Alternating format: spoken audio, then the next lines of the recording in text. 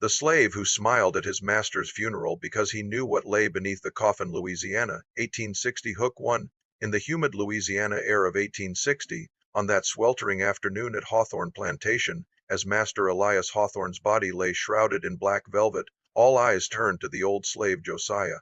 He was smiling a cold, enigmatic smile, as if mocking death itself. Was he mad? Or was there a secret buried beneath that coffin, waiting to unearth itself? Josiah was the oldest slave on the Hawthorne estate. At 60, his back was bent from decades of toil, but his eyes still burned with an unquenched fire. Elias had bought him as a boy, just 10, at a brutal auction under the blistering sun. Days blurred into nights in the cotton fields, whips cracking, chains rattling, and the endless grind under Elias's iron rule. Elias was merciless. To him, slaves were chattel, not souls. Josiah endured it all, losing his daughter Lucy when Elias sold her off for discipline. But Josiah didn't break. He suffered in silence, whispering ancient African tales under the moonlit stars. On the morning of the funeral, as the grave was dug, it was Josiah who wielded the shovel, sweat mixing with the red clay under the relentless sun. That's when his smile began. Hook 2. But as the coffin was lowered, Josiah whispered, "Now you're down there, master. And what you hid, it's buried with you." What was this secret pressing against the coffin's underside? And why did Josiah's eyes gleam not with tears but with the light of triumph? The funeral crowd mingled white overseers with bowed-headed slaves, fear etched in every dark face. The preacher intoned, "May God forgive Elias's soul." But Josiah stood tall, hands clasped, smile unyielding. Elias's wife Margaret glared daggers. "What are you grinning at, you black devil?" Josiah dipped his head, but his lips twitched. Years ago, when Lucy was taken, Josiah had sworn vengeance, silent, patient. Elias never suspected. He prided himself on his holdings, gold, silver, and a hidden vault. Beneath the plantation's cellar lay a chamber where Elias spent his nights. Josiah cleaned it, observed it all.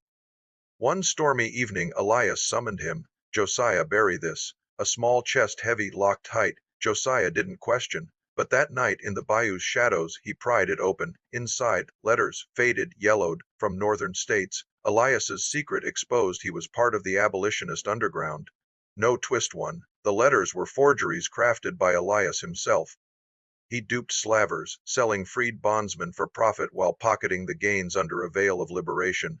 Josiah reeled, but the chest held more, a key to a tunnel beneath the plantation. Elias's true fortune, stolen gold from the slave trade's black heart. Josiah said nothing. He buried the chest but kept the key. Years dragged on. Elias fell ill, his body wasting. Josiah nursed him, wiping fevered brows. "Your loyal boy," Elias rasped. Josiah smiled wider. Nights stretched long. With the key, Josiah unlocked the tunnel. Damp, echoing darkness. Gold coins glinted like false stars, but deeper bones. Tiny, fragile, a child's. Not just one, many. Elias had slaughtered rebellious slaves, dumping their remains here. Josiah's blood boiled. He touched nothing. Instead, he schemed, quietly. Over months, he excavated from below.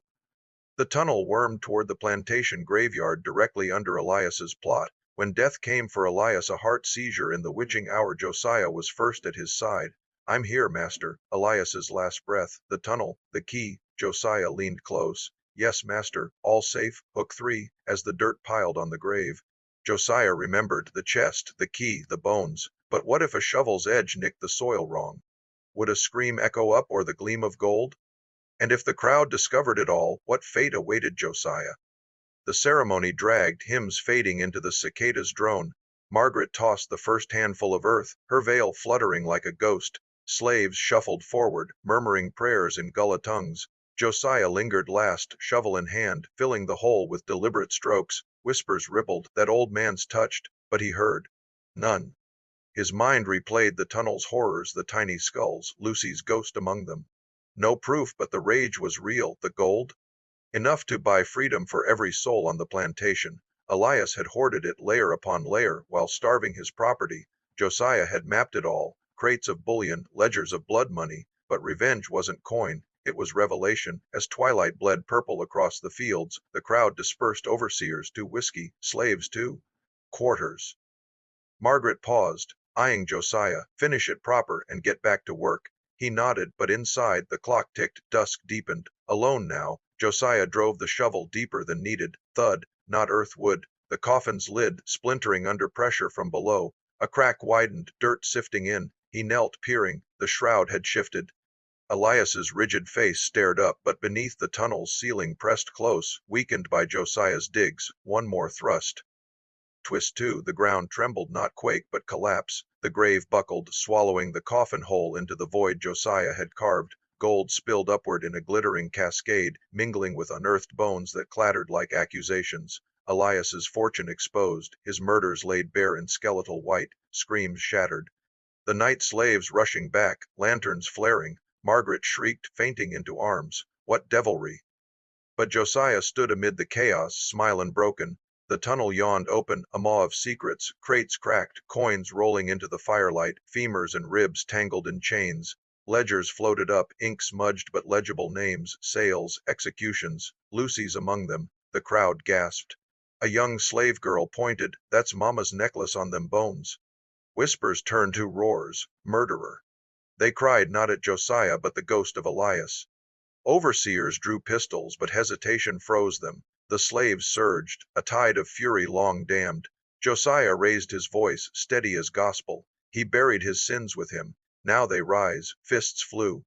A whip cracked uselessly. In the melee, Josiah slipped to the tunnel's edge, key in pocket. He didn't take the gold, not yet. Freedom first. As flames from overturned lanterns licked the wealth, he vanished into the shadows, heading north. Behind the plantation burned not just wood, but the old order. Climax, dawn broke on ashes. Word spread like wildfire. Hawthorne's vault cracked open, his atrocities clawed from the earth. Federal riders came by noon, abolitionists in tow, seizing papers that damned half the county's elite. Slaves scattered free, chains shattered. Josiah? Legends whispered of a smiling ghost in the bayou, key to hidden paths, guiding runaways under starless skies. Elias's grave? A crater of judgment where gold turned to dust and bones sang of justice. In death the master fed the soil he poisoned, and from it a new world bloomed, fierce and unchained.